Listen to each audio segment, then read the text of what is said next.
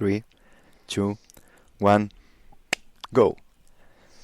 Hello, my name is Pedro Vivar, and today is one of the most important podcasts that I ever record in my life, because today I have the opportunity to meet more than a friend. It's a master, a person that taught me a lot of things, more than a training. In the past, we was partners in a big group in Kuwait, but after that, he make big change in his life and growing and inspire me to change my life. He taught me to feel more than think, and he's one of the people who has inspired me the most in my personal growth. Today I am with Rokas Gavenavicius. Thank you, my friend. Welcome to Emotion Me. Hello, thanks so much for inviting me. Rokas is a good friend. He's trainer as well, and he helped me to create and found the PNM, Programación Neuromotriz. Today we are in El Cuervo, in Teruel.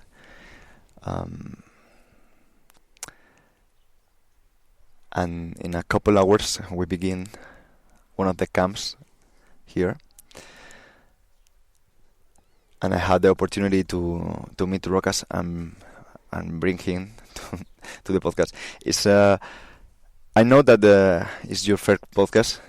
You not usually want talk to the camera or maybe record that kind of things. But you know that you make me put me in hard positions a lot of times in training, in the cold, in the sauna, whatever. And today is my turn, you know. And Put me through discomfort. Yeah, correct. And Rokas can speak a little in Spanish, but I think that he feels so confident in English. Much better in English than Spanish. So, begin. Ready? Okay. About myself? Yeah, I want to know who is Rokas and why you are now in Spain. Hello guys, I'm Rokas Gavenavicius.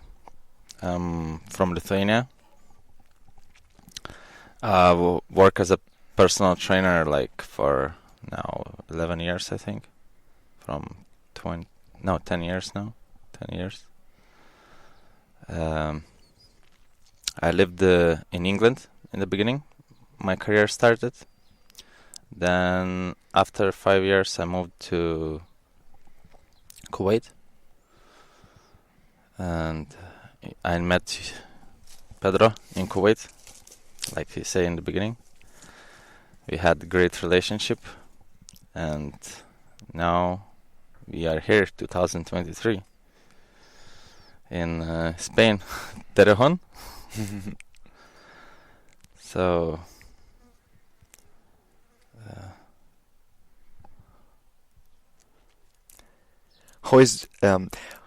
why do you want to be trainer?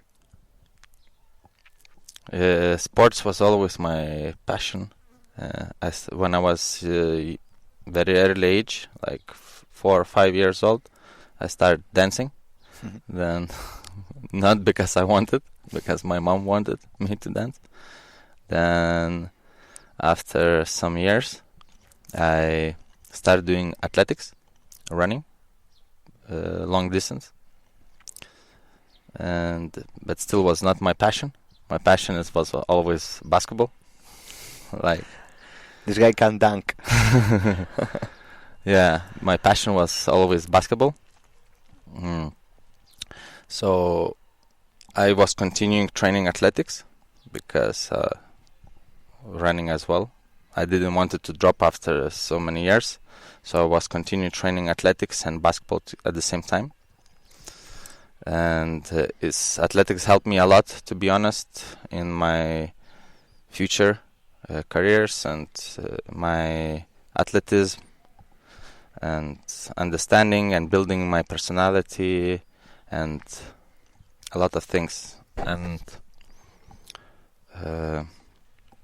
basketball as well. I had great coaches that built my mindset about training, to never give up and push hard.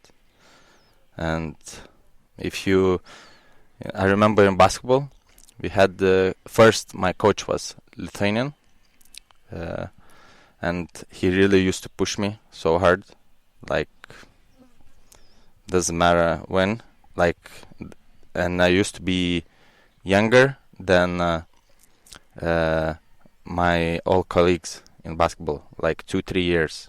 So, and still, like, he used to push me so hard, like, great discipline, you have to do this. This was tough year as well. A lot of training, a lot of challenges, injuries. I broke my arm. Then next year after, I remember American coach came. This was like NFL player training, like running non-stop, 5 a.m. training in the winter, 2 sessions, 3 sessions, like, doesn't matter. Any time a day, 3 a.m. can be session in the winter, dark. You have to go run suicides. Suicides is like killer runnings. If you used to lose the game, we used to not go home. We used to go to baseline and start running suicides. If one of the team player doesn't make on time, it's not count for all team. And we used to have after the games like 2-3 hours sessions, like, still people used to start throwing up. But it's built I think it's not great to everyone, but it builds character to not give up and push. Bro, I was thinking that you now are very conscious about the movement, that you try to move better every day, but maybe 5-7 years ago, your way of move is more different, and it's more close to powerlifting, to bodybuilding, but you change, and I think that you had a very nice story about your travel to USA, open your mind, prove different things, and I want that you tell how you begin to train weights and move heavy, squats, deadlift, bench. I remember in BA, in Kuwait, where training with bands and a lot of weights and push. And now you come into Spain and say, no, Pedro, don't move kilos, don't feel the move. And how was this kind of change? Because I think that it's very big. This change happened, to be honest, it started changing for me in 2000, just before Corona virus, I think, with the rope flow started. I was still doing bodybuilding, but I saw David Weck was doing rope flow, and I was interested in one particular movement, like it's called dragon roll, and I was seeing him, he's moving the rope without jumping, like around him without jumping. So I was curious about it, and I start learning and start developing my new moves. I moved to the States to course to see Weck and Chris and Alex. So Chris Chamberlain, Alex Kalianis from Landman University. Yeah, all those guys. Mhm. So I learned a lot from them. Different type of training, and it start opening the way I think about exercise and about body movement. What And kind of change, more specific, because maybe people can't see that kind of change. It's for me was more to do like learn more new skills and try to feel myself to connect to that particular movement that I do, like whatever with the move, not just to move, but to feel the way I move. Analyze myself more, how I pressure the ground, how my body aligns to the gravity, to space, and how efficient I am to myself. And my goal is to learn skills, to practice now more about like martial arts, to feel and how the techniques.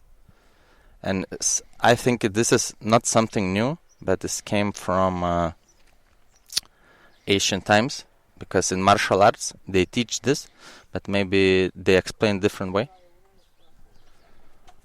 And Mm-hmm. and yeah, and this really it works for me. I don't know, and I see on the people, and they trying to like, oh, I never did this in my life. I was thinking just to do, not to way they do, It's not about what you do, but it's the way you do, It's like this. And now my mindset is not about how much I move the weight, but how efficient I move, and how much I can skill myself up, because I believe, and more skills you learn, more brain you grow. For sure, and this is the basis of PNM. And I want that you talk about how your spiritual change, because I remember that you used to train, and the same as me, with the ego. You train to look bigger, to Eat move, a lot. to eat a lot, to lift weight more than the other guys, and you change your mind in the same travel, or maybe in other, because you prove a kind of mushrooms, and your mind change, even the diet, the movement, the skills. Talk about that kind of experience, psilocybin, or what did you want about this? Psilocybin experience was in the same place, in San Diego. Compolchek? No. Uh-huh. After. Okay. After. So with one guy, I always wanted to try, but I was afraid, because I heard a lot of different Views. Yeah, like some people have problems, this jump get crazy, but I always wanted to try, but I was afraid. But I found I met the guy who said, "Don't worry, let's take," and it's like explode my mind. Like, it's hard to describe what you feel, but it's my consciousness is like just was go over the roof. I know it sounds crazy, but I believe you have to be in the right state and mindset to take it, because it's very intentional drug or medicine or whatever you call. And I believe a lot of philosophers in the past was using that. Yeah, talk me about that kind of philosophers. I'm not sure which. I believe that Jesus was taking. Marcus Aurelius. Marcus Aurelius, I don't know about it, because I never go deep into him, but it's Jordan Peterson, ayahuasca, mushrooms, Tim Ferriss, Yeah. a lot of guys. So I was curious about to take, and I did it. I don't regret what I did in my life, but I'm happy. It keeps me moving forward and keeps me open about what's good, what's bad. For me, it's only level of perception, how you see the things. And this is, we came here not for a long time. Yeah, For sure. for experience, good time, to meet, to, Yeah. you know. This changed maybe your way of life, because in the past maybe you move more with the ego, and you change. You become more spiritual. I remember that you say, bro, I used to eat a lot of meat, but when I take this, I begin to feel that I not need this, and I only want to train now only for useful muscles. I don't want to train now for ego. I only want to feel better, move better, and live experience, because I not want to fall in the mind concept. I want to feel more than think. And I remember that I show you so different, because you in the past was so rigid, moving like bodybuilder, Yeah. and after that you beginning to move more animal. You look more sharper. You look more athletics, and I want to be honest, more happy, and I think, wow, Rokas changed a lot. And you come into Spain in one of your trips, and say me, hey bro, you moved bad. No, I said that. Yeah. Yeah, maybe in 2021 or 20. And I say, why? Yeah, because you are collapsing your arcs. You know? And I was thinking, what are that guy saying? But I can check that you were saying that deep in yourself, not in the ego. No, yeah, I was thinking that you say honest, and I begin to look myself, not in statics. I begin to look myself in dynamics, in movement, not in moving like squats or maybe Olympics. I begin to check my movement in running and different exercise, and I begin to practice raw flow, and I feel that I did so bad, and you begin to teach me different move and say, okay, don't worry bro, just move and feel, don't think. I was so lost in my beginning, but I begin because I did so bad, and you explain me that it's not about move the rope. It's you move and the rope follow you, and if you not Rope is more like is extension of your body, of your arms. How you move through the space in your arms and coordinate. It's more proper reception for your body. Is motor control, and how your body coordinates in space with the extension. It's more like a dance. It's mastery of every skill when you move with the strength and power like a dancer, with fluidity, not with the strength. Is, for example, like our friend martial arts running. He like the way he moves with his body and strength in his skill. It's he feels and he coordinates and he can control you through your energy.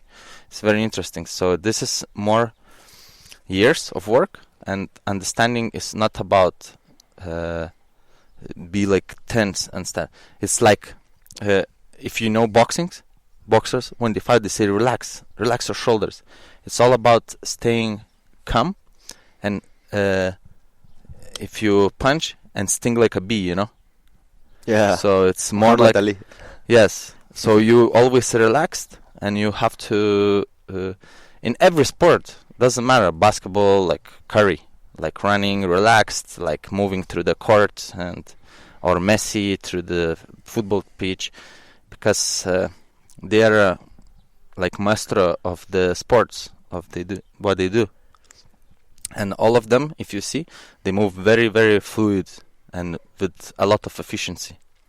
You talk about the Gouda, and I want you explain about this method, because I know that you go to States and learn about, but maybe people has a lot of confusion about this method, but I think that you can explain because it's funny.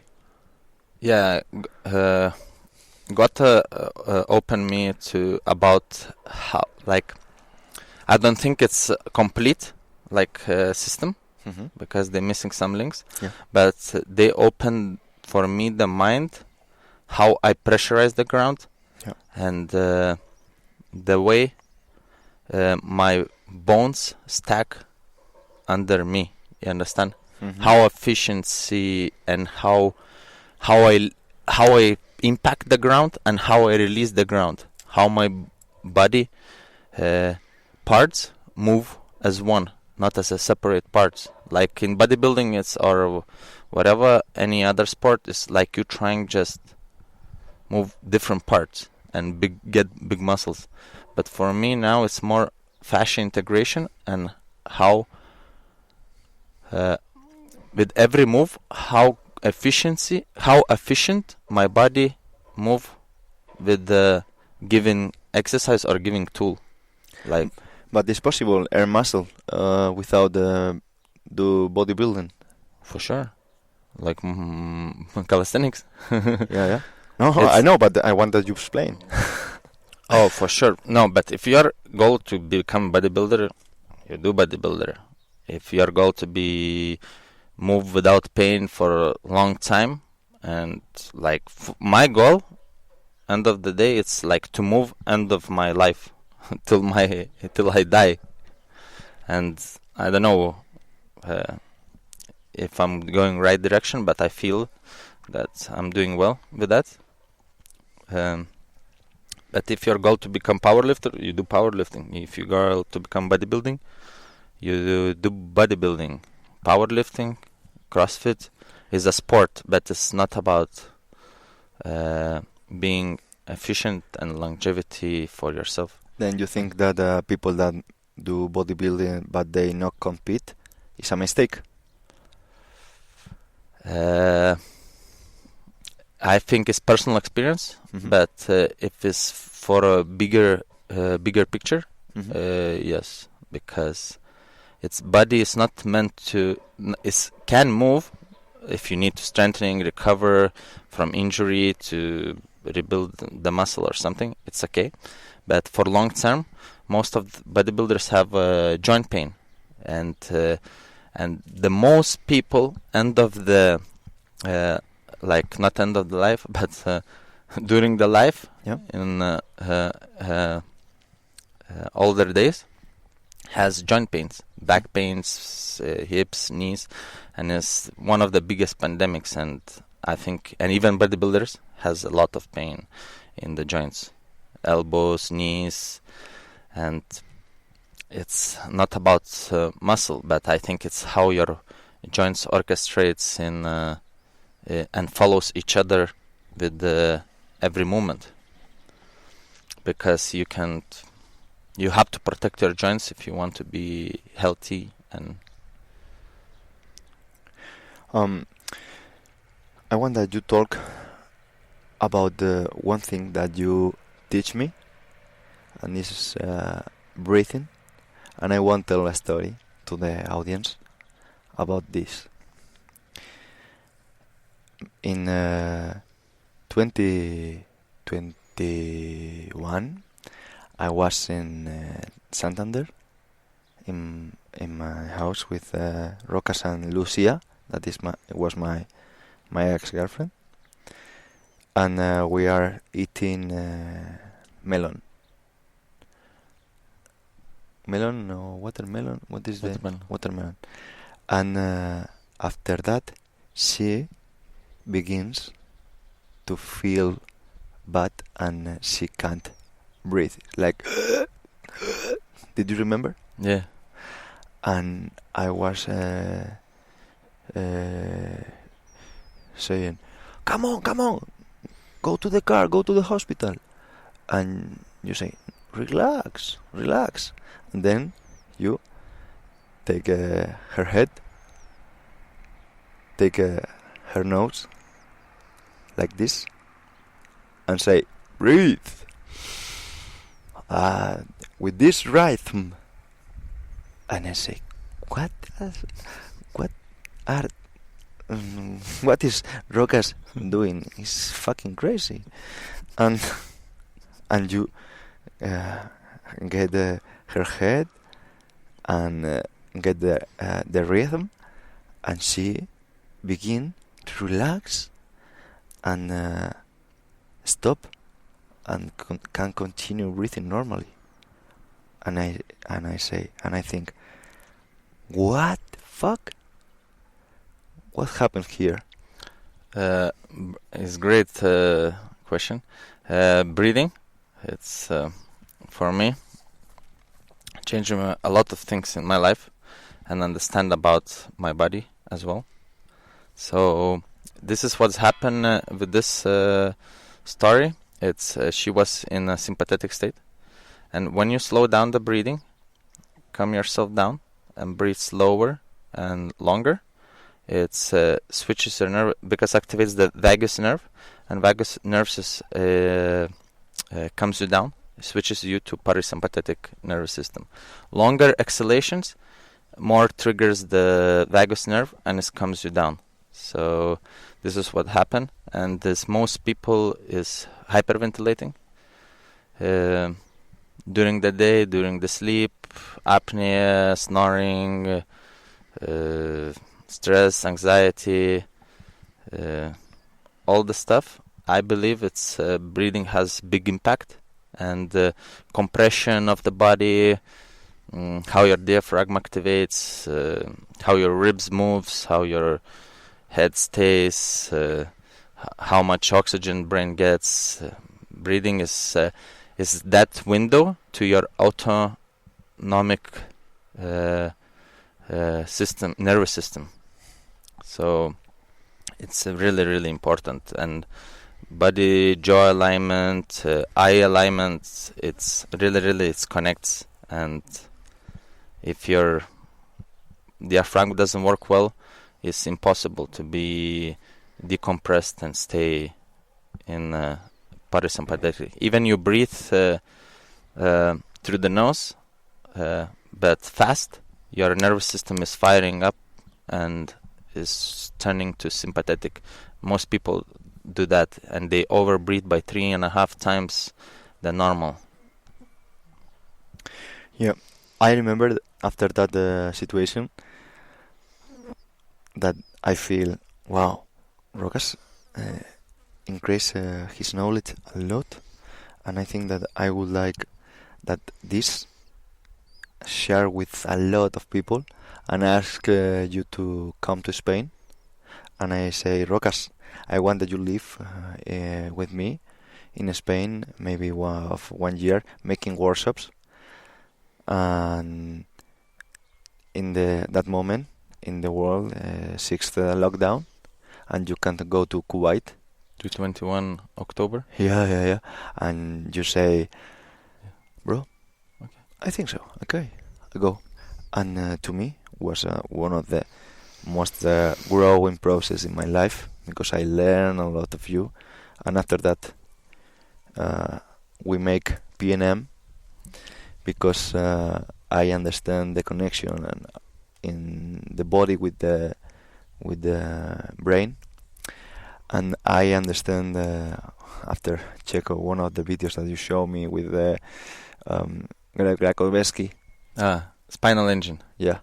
Yeah, it's a great theory about it, and for me it's more not theory, it's more now practical work about, and philosophy of that guy and understanding about spine is really interesting, because now schooling system and education system, it's teaching people that you have to brace, stay neutral with your spine, and it's now it's one of the biggest pandemics in the world about spine and health of the spine. Yeah. And the first one in the world is back pain. Yeah, back pain. Yeah. 1 of 3 people in the world has back pain at some point in their lives. Yeah. And it's really important to understand why you have back pain. If you sit, for example, all day, you not move your spine, or you whatever you do, sedentary work, or like not moving a lot, and you're going to, for example, to heal your spine to physio, and your physio tells you, or trainer tells you to let's brace the core and let's not move. But I didn't move already, and you asking me to not move again. You understand? It doesn't make sense logically for me. But I used to do personally like this as well, like training core, brace, neutral, don't move, stay like pull off press, planks. It's okay. Those exercises is great to strengthening stability. But if philosophy behind that, if you're you didn't move all day and you're trying to change something by not doing by doing the same things, you're not gonna get different results. You need to do something different to have different results. So through the WEC, I found this guy and start really analyzing, and it makes for me much more sense that spine works the way he explains than educational system. And I start working with my clients in Kuwait, in Spain, in Lithuania, and really with who I work, and they did like more coiling, more infinity, crawling and moving and turning and bending, and all those they have much more benefits, and they go out of the pain in time. I want that you tell me why your way of move, or your way of train people, your way of work is different to the other coaches. Or maybe not, I don't know. Maybe it's different than it's started differentiating myself when I started doing much like courses. At one point I used to do 5-6 courses a year, traveling like England, Germany, States a lot. Not one time. And it's helped me a lot to learning from others and opening myself to bigger pictures and bigger understanding about that it's not one way. It's never one way. It's individual has different needs, and what's happening, where it comes the pressure, or it's really it's thought process, and reading the body is helped me the most to work with people different way. For me, it's not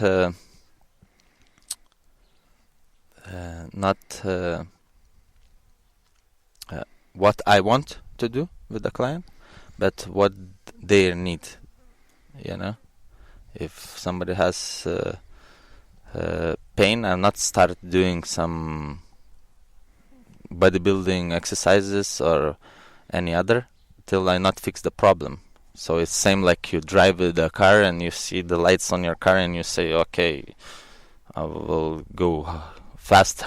You understand? Yeah. It's not leading, I think, too far, you know. It's end of the day, something will break harder, you know. Yeah. It's like if you not listening, pain is like, it's not something bad to the body. Mm-hmm. Pain is something like security mechanism is sending you signals. Hey, buddy, we have some issues. Let's fix and let's move on.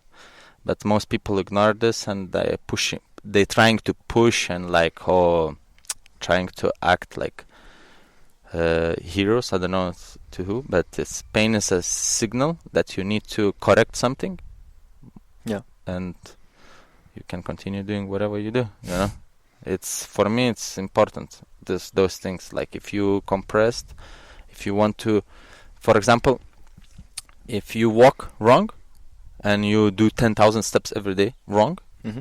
so you repeat 10,000 steps for your nervous system to do like collapsed or knee valgus or whatever. It's the way your body moves. So it's important to breathe well, has jaw, breathing, your eyes align, calibrate your brain, and then you start building on the right foundation your body. Yeah. But bro, I was thinking that you going to answer that your way of teach is different because you see a global way of life. For example, if a person live with you or maybe follow you on Instagram, that I put your account in the profile, they can check that you make different techniques in your way of life, like for example the sauna or maybe cold exposure, you do fasting as well, and different ways to improve the health that I think that are very important, because I want to say something to the audience. I did my first cold bath with that guy in 2016, maybe in Oxygen. I was so frightened because I look my friend inside the water like this. Hey bro, come! This is so good. This is so good. Oh, very good for the nervous system. Come. In my country, we did this a lot in the snow, in the ice. Come. And I look, 105 kilos guy, say me that, and I say, okay, I go. And I enter to the cold bath with that guy, and I can't stay more than 20 seconds because it was so cold, and I think that something in me changed because I don't want that one of my partners or one of my friends can do something and me no.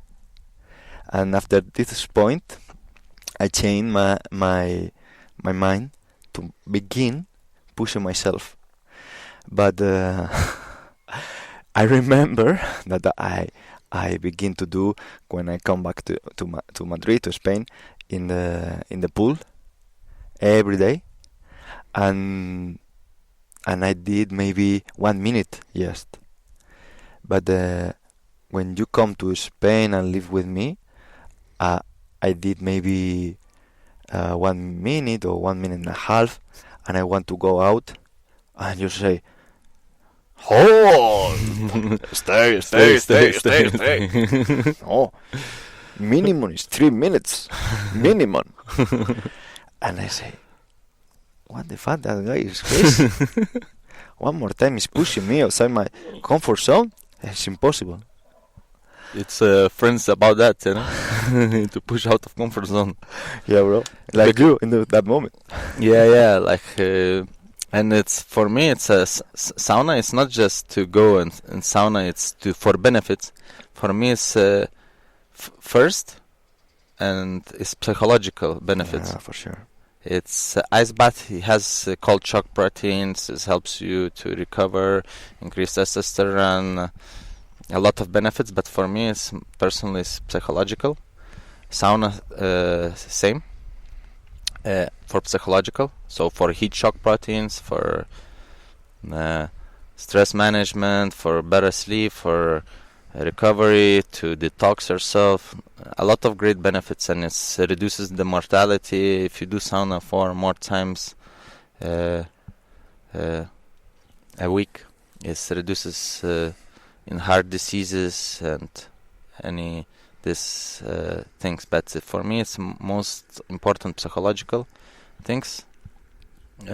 So I'm trying to stay longer and work with my brain. What is your best inside? I think we did together 15 minutes was. Yeah. We was in January. Not like Wim Hof yet, not 3 hours. Not like Wim Hof yet at the moment, but maybe in the future. In the future. And we was more than 15 minutes inside the water, and in the outside temperature maybe is 2 degrees. 2 degrees. -2. Minus 2, but minus. Outside maybe it's 2 or 4 degrees. Minus. And was so cold, because maybe you can do this in a room with a cold ice, but I think because, for example, I did 20 minutes in ice, but in a maybe in a place indoor with the sun in the windows, you know, and it's not the same at the 8:30 in the morning. You know, it's so different for your mind. Yeah, outdoors is way harder than indoors, for me personally. Yeah, to me. So yeah, it's for me. I started looking at ice baths when Corona started, because I was bored. We had lockdowns, and I was thinking what new challenges I should start doing. And we created a group in Lithuania, and we started doing ice bath every day, breathing, Wim Hof breathing, and then ice bath. So this was like growing into this, and then I started doing more saunas and challenges, and understanding more and more how the brain works against you when you reaching the challenges. Even now for me was like, I'm like shocking, and don't know what's gonna happen, and cameras and this and this. So it's important to put every day yourself at least for a couple minutes in discomfort to grow. How change your character, or how change your life or your mind making this? Tell to the audience how the important is. It's make me stronger in a different way, not only physically but mentally, to do challenges, to try new things, to not be afraid. Like we did now, climbing was really for me was climbing. I was like, my leg was shivering, and I was thinking, fuck, my mind works against me, creating images in my head, and all the different things that not to do. But when you pass that, it's reward and pleasure, and the way you feel, and it's incredible. And you understand that it's like, what? It was like this, and like we walked through the bridge. It was crazy. I was walking like talk about this, please, to the audience. Yeah, we was other day like 5 days ago. We was walking through the cliff bridge on the Lino. Yeah. And like this. And it was how many meters? Like 50 meters or something. 50 meters to the floor. Yeah. Yeah. To fall. So it was really challenging and scary mentally, but if you relax and everything possible, I believe, everything. You just need mindset and discipline little. And discipline is the I think is the highest level of love, personal love, self-love, and to achieve anything you want. Yeah. I want to know, how is your life in Kuwait when you leave your country, you leave your family, and you begin a new life in a different country?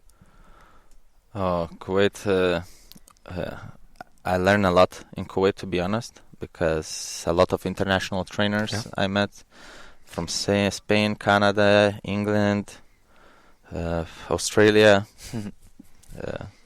and really we was at one point the group, everybody with different skill set. So at that point we was learning a lot, and we could travel, go to the courses, train every day, all day, great food, meeting new cultures.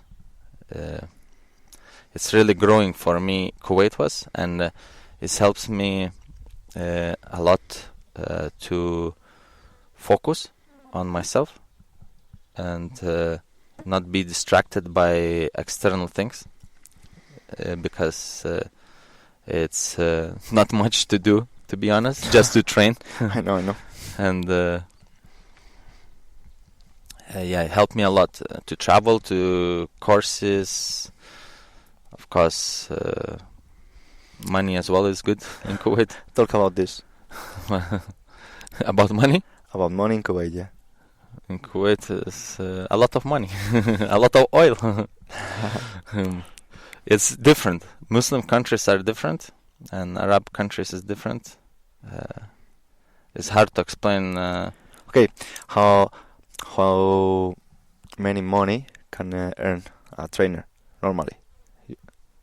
The normal. It depends. Normal coach. It's from. Talk about the numbers. Numbers is like a trainer is, if you're beginning, is 5,000 euros. But and some physios 15,000 euros, something like this, a month. So it's a great place, tax free, and you know. Yeah. It's for growth. I think it's good time, but if in the future, I don't know if I would like to live there forever, because it's no nature, and nature is very, very important in my life, and so I would like to live in the future in Spain. Where? I don't know, but in Spain, next to the water. No, here is nice. But this is in the future. But I believe it's coming. Yeah. It's very important to believe.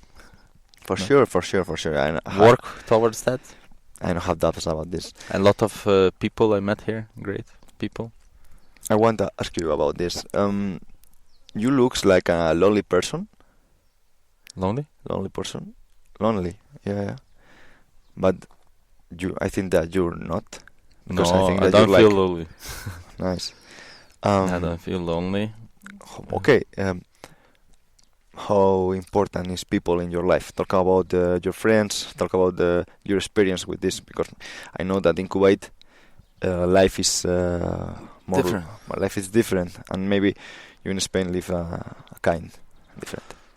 Yeah. For me, it's friends is very important to grow, to push each other, to share the experience, to travel together, to eat together, to I'm not lonely, For sure. For sure. Because I feel loved by friends and but in Kuwait as well, I build maybe not that close relationships like here, but I have with someone to train. You know, I'm trying to meet other people, and really grateful to who came my way, because I learned from everyone, not about only training, but about relationships with the girls, the relationships with the friends, and growing and changing my mindset about it. Like, I learned a lot from Camilo Lorenzo. Camilo Lorenzo. About girls. Amazing guy. How to feel, not think.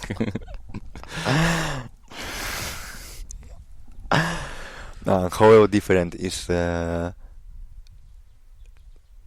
life with girls in Spain and Kuwait?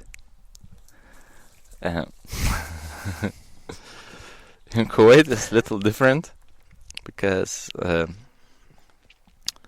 officially you cannot be in a relationship with a girl if you're not married, and it's a little, you need to know the way you have to work around, you know.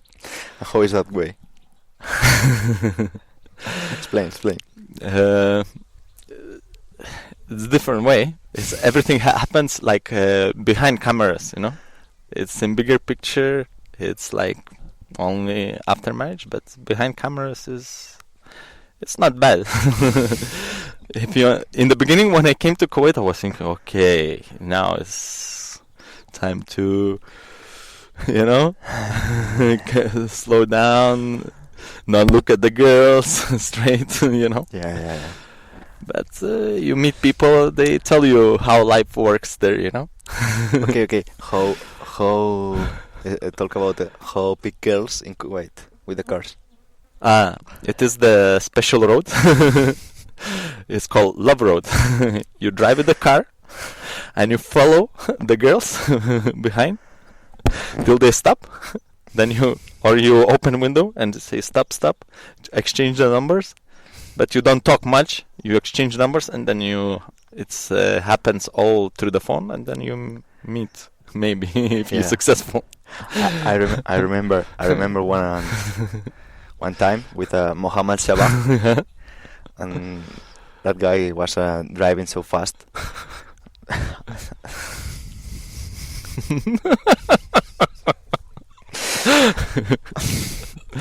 Okay. Crazy memories. Sorry, It's okay. I lost my mind.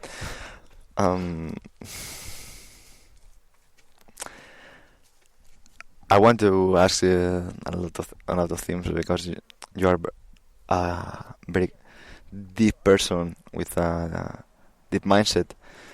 But I think that for today is enough, because it's your first, and I think that you did great, and I want to give you thank you. But before ending, I want that you say something to the camera, sending a message about the way that you think that a way that you think that that can help to live better. First, create the discipline about your lifestyle you want to live, and try to challenge yourself.